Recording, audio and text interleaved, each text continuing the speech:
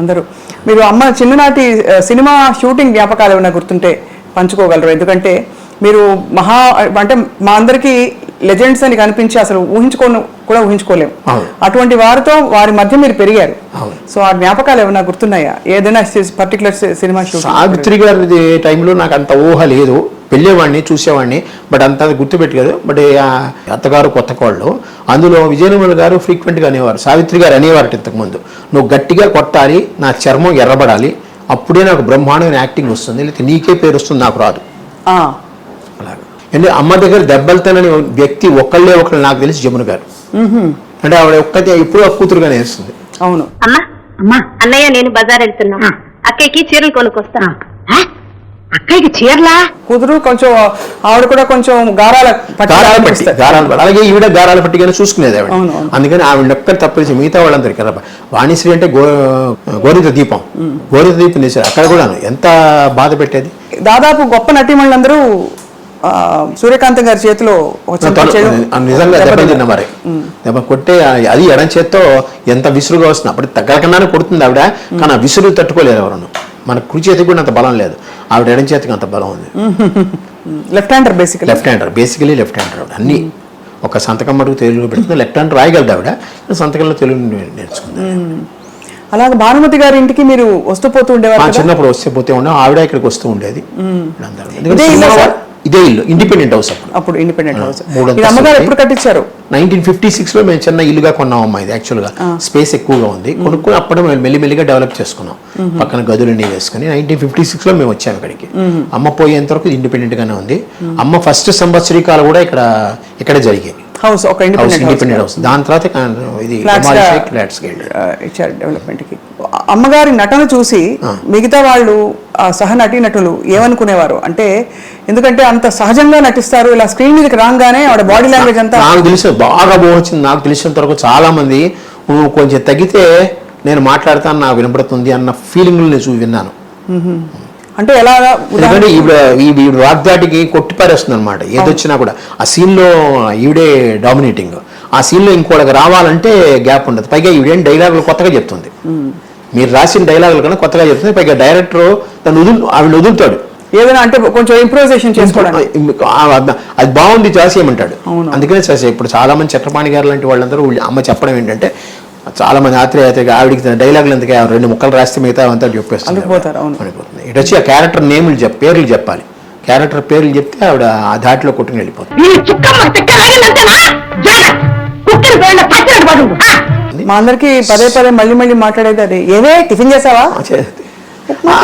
ఆ పిలుపులోనే ఉందమ్మా. అది ఒక విధమైన అథారిటీ కాకుండా ఆప్యాయత కూడా అందులో ఉంది. అవును, అథారిటీ ఆప్యాయత రెండూ ఉండి అంటే ఒక్కొక్క మూమెంట్ లో ఆవిడకి ఏమన్నా మళ్ళీ ఆవిడ సింహం కంటే తగ్గిందంటే తెర మీద అది చూడలేరు, ఎవరు తట్టుకోలేరు.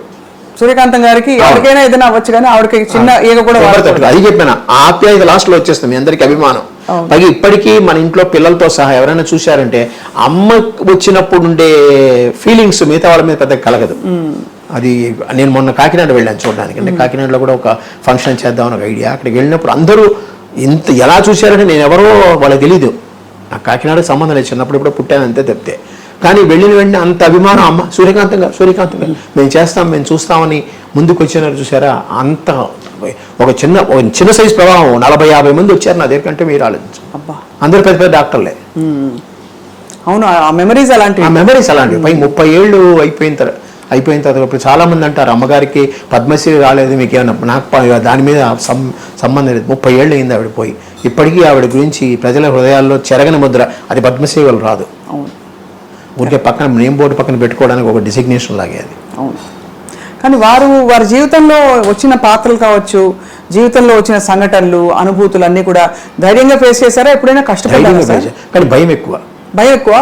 దేవుడా అది శ్రీదేవి సినిమాలో దేవుడా అనుకుంటుంది. ఆ క్షణం ఆ దేవుడా అనుకుంటుంది. ఎందుకంటే శ్రీదేవి ఇక్కడే ఉండేది. మా ఇంటికి వచ్చేది. అమ్మన్న ఇంటి ఏరియా కాముగా ఉంటుంది, కొనుక్కుంది ఆవిడ. సిఐటి కాలనీలో కొనుక్కుంది ఆవిడ శ్రీదేవి. భారతి ఎదురు సందులో ఉండేది. మా ఇంటికి ఎదురుగుండా సందులో భారతి వాళ్ళ సిస్టర్ ఉండేవారు. తర్వాత షీలా అనుకుంటాను ఇక్కడ మలయాళి. మన తెలుగులో కూడా చాలా సినిమాలు చేసింది ఆవిడ. ఇక్కడే ఉన్నారు. జయలలిత గారు మనకు కొంచెం దగ్గర స్టెల్లా మెరిస్ కాలేజ్ వెనకాల ఉన్నారు. అది కామెడీ అని ఆ కాలంలో. సో శ్రీదేవి గారు ఇక్కడికి వస్తూ ఉండేవారా? ఇక్కడే ఉండేవారు ఆవిడ.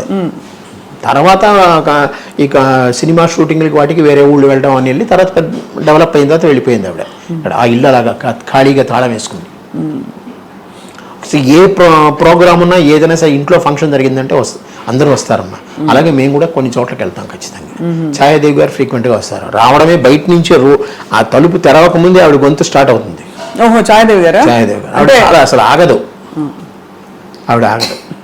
అమ్మ ఛాయాదేవి గారు బాగానే ఉండేవారు. అంటే ఒక విధంగా మా ఫ్యామిలీలో అమ్మ ఆవిడ కూర్చుంటే అమ్మ తక్కువ మాట్లాడేది, ఆవిడ ఎక్కువ మాట్లాడేది. హేమలత గారు అలా కాదు. హేమలత గారి ఇంటికి మేము వెళ్ళేవాళ్ళం, మా ఇంటికి ఆవిడ వచ్చేది. వాళ్ళ అబ్బాయి శరత్ ఉన్నాడు, నా క్లోజ్ ఫ్రెండ్. అతను శేషగిరిరావు గారు హస్బెండ్ ఉన్నారు. వాళ్ళతో కూడా చాలా సత్సంబంధాలు. ఏది వచ్చినా ఖాళీ ఉన్నారంటే కాంతం అంటూ వచ్చేసేది అనమాట. ఏం చేస్తున్నావు, మా వంటకాలు నువ్వు ఎలా చేయవలే, మీ వంటకాలు రుచి చూపించలేదు ఆవిడ. వాళ్ళు నాన్ వెజ్ కదా, అందుకని. అవును అవును. అయితే ఇంత నటనా ప్రపంచం చుట్టూ ఉండి కూడా మీరు ఎందుకో మరి యాక్టర్ అవ్వాలని అనుకోలేదని అసలు? మాకేంటంటే పైకి రావాలి. మాకు ఇంటి కింద డిప్యూటీ జనరల్ మేనేజర్ ఉండేవారమ్మా అద్దెకి, ఆంధ్ర బ్యాంకు. ఆయన పొద్దున్న 9 గంటలకు వెళ్ళేవారు కారులో, సాయంత్రం 7 గంటలకు వచ్చేవారు. చాలా టీవీగా ఉండేవారు, అంతా ఇదిగా ఉండేది. ఇంటికి ఎవరు వచ్చేవారు కాదు, ప్రశాంతంగా ఉండేవాడు. భార్యాభర్తలు వాళ్ళతో వాళ్ళ ఇంట్లోనే నేను ఆడుకునేవాడిని, వాళ్ళు మా ఇంటికి వచ్చేవారు, కూర్చునేవారు. అది చూసినప్పటి నుంచి మా మదర్కి ఒకటి అనిపించేది, నువ్వు కూడా ఇలాగ ఆఫీస్ రావాలని. సో అది నా బుర్రలో పాతుకుపోయింది. దానివల్ల నేను బీకామ్ ఎంకామ్ చదివాను. ఎంకామ్ అయిన తర్వాత నేను బ్యాంక్లో 1974లో వచ్చేసాను. 76లో మాకు మ్యారేజ్ అయింది. మీకు 23 ఏళ్ళు, తనకి 16 8 ఏళ్ళ తేడా. ఇంటర్నేషనల్ ఉమెన్స్ డే మార్చి 8. ఈ రోజు అది ఇంటర్నేషనల్ ఉమెన్స్ డే అయింది. అప్పుడు మా మ్యారేజ్ ఇక్కడ మెడ్రాస్లోనే. సో అయితే మరి జీవితం అంటే మామూలుగా అమ్మలు అన్ని చెప్తారు కదా, ఇలా ఉండాలి నాన్న, ఇలా ఉండాలి, ఇలా చేయాలి. అమ్మ అలా చెప్పించేవారా జీవితంలో లైట్ గా హ్యాపీగా? లేదు, చాలా స్ట్రిక్ట్ మనిషి. చదువు టైంలో చదవాలి, బయటకు వచ్చే టైంలో బయటికి రావాలి. మరి షూటింగ్స్కి వెళ్ళిపోతే మరి ఎవరు చూసేవారు? రాత్రి ఆవిడ 12 గంటలకు పడుకోం, నేను 12 గంటలకు పడుకోం. ఆవిడ 4 లేస్తుంది, నేను 4 లేస్తాను. వస్తే అదేమిటో పూర్వజన్మలో మాకు ఆ కలయిక ఉందేమో, అలాగే ఉంటుందన్నమాట. ఆవిడ ఏకసంతగ్రాహి. చిన్నప్పుడు నేను అలాగే బట్టి పట్టేయడం ఎక్కువ, సాధ్యంతరకు చిన్న కాలంలో, ఆ కాలంలో బట్టి పట్టేయడమే కదా. వాళ్ళు నోట్స్ ఇచ్చేవారు, మేము బట్టి పట్టేసేవాళ్ళం. నాకు కేసరీ స్కూల్. ఇప్పుడు నేను కేసరీ స్కూల్ చదివినందు వల్ల అటు తమిళం పూర్తిగా రాలేదు, ఇటు తెలుగు పూర్తిగా రాలేదు, ఇటు ఇంగ్లీష్ పూర్తిగా రాలేదు. మొత్తం తెలుగు మీడియమే నేను.